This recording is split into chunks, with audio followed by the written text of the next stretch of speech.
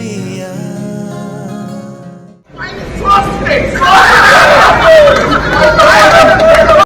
बेशर्मी की हदें पार,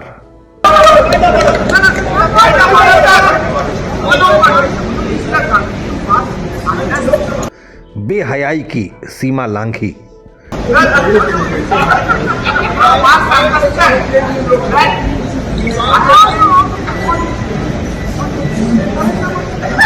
ये है भारत के विपक्षी नेता।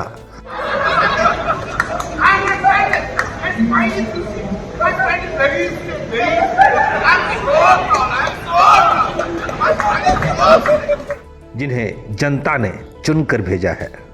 संसद की सीढ़ियों पर चढ़कर ये विपक्षी नेता जिनका मजाक उड़ा रहे हैं वो हैं उपराष्ट्रपति जगदीप धनखड़, जो कि संविधान की दृष्टि से भारत में दूसरे नंबर के सर्वोच्च नेता हैं। इस पद की एक मर्यादा होती है। उस मर्यादा, उस गरिमा को संसद की सीढ़ियों पर तार तार कर दिया गया। उपराष्ट्रपति महोदय का मजाक उड़ाने वाले सांसद का नाम है कल्याण बनर्जी, जो कि तृणमूल कांग्रेस के सांसद हैं, लेकिन उनका रवैया नुक्कड़ के पान के ठेले पर बैठे गली के आवारा लड़कों जैसा है, जिसे बुजुर्गों की इज्जत, खानदान की मर्यादा का कोई ख्याल नहीं होता है। और सबसे ज़्यादा शर्मनाक तो था खुद को प्रधानमंत्री पद का दावेदार मानने वाले राहुल गांधी का रवैया, जो इन सांसदों को रोकने की बजाय उनका वीडियो बना रहे थे, उन्हें प्रोत्साहित कर रहे थे।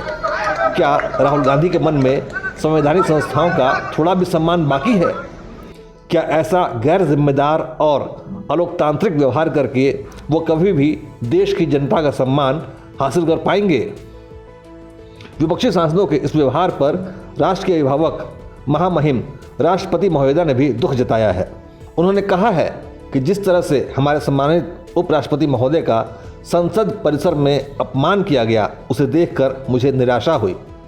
निर्वाचित प्रतिनिधियों को अपनी अभिव्यक्ति के लिए स्वतंत्रता हासिल है, लेकिन उनकी अभिव्यक्ति गरिमा और शिष्टाचार के मानदंडों के भीतर होनी चाहिए। ये हमारी संसदीय परंपरा रही है, जिस पर हमें गर्व है और भारत के लोग उनसे इसे कायम रखने की उम्मीद करते हैं।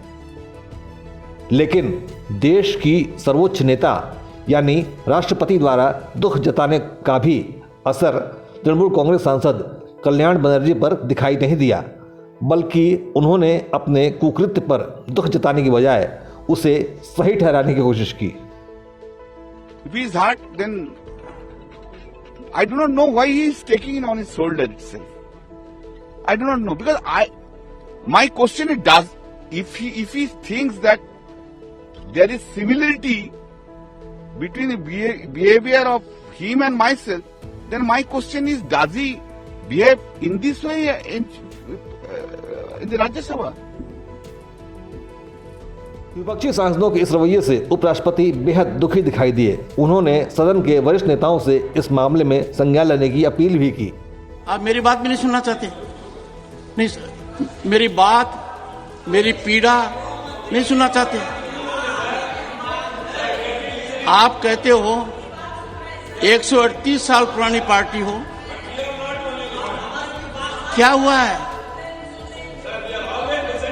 आपको सब पता है। आपकी चुप्पी मेरे कानों में गूंज रही है। खड़गे जी की चुप्पी मेरे कानों में गूंज रही है। वो लीडर ऑफ अपोजिशन है, कांग्रेस के अध्यक्ष हैं, सबको पता है क्या कुछ हो रहा है। आपको अंदाजा होना चाहिए कि यदि अगर कोई व्यक्ति वीडियोग्राफी कर आनंद लेता है, एम्पलीफाई करता है, ये संस्कार है क्या अपने? यहां तक इस तरह आ गया क्या?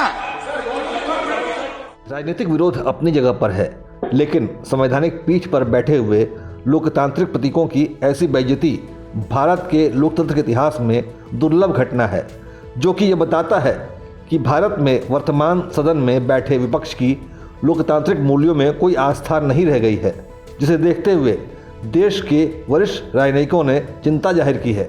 रक्षा मंत्री राजनाथ सिंह ने तो संसदीय गरिमा के इस अवमूल्यन को भारतीय लोकतांत्रिक परंपराओं पर गहरा धब्बा करार दिया है।